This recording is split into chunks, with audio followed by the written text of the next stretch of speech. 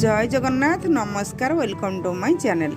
आज आसतु संबलपुरी ड्रेस बना हब केमी बेकर पाइपिन हाथ में पाइपिन करा मु पिला मानकु आज शिखाऊँ। देखंतु मो आज वीडियो रे नुआ पिला मानकु पाइपिन शिखा जाउछि।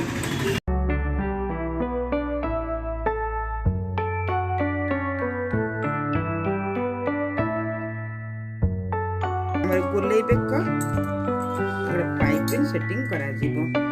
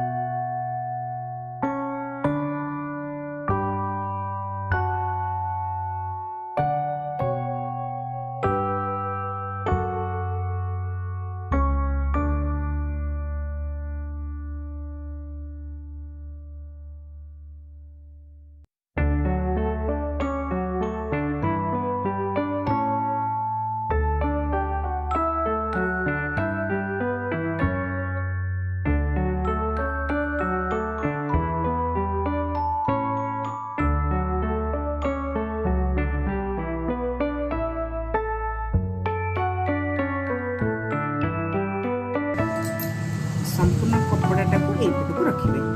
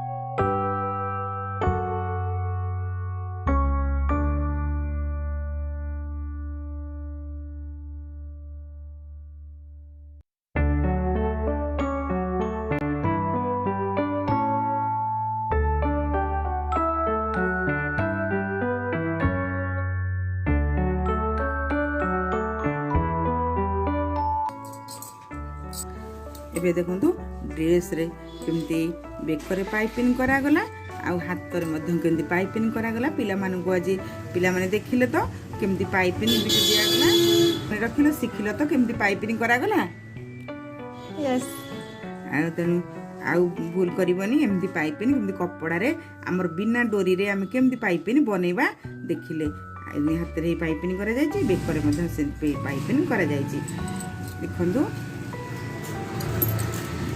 जदि मो वीडियो भल लागुथाए तो लाइक करेंगे कमेंट बॉक्स रे जब भूल थे कमेंट बॉक्स रे जणेबे जदि न जानि पारिथिबे कमेंट बॉक्स रे जणेबे सब्सक्राइब करेंगे लाइक करेंगे जय जगन्नाथ नमस्कार।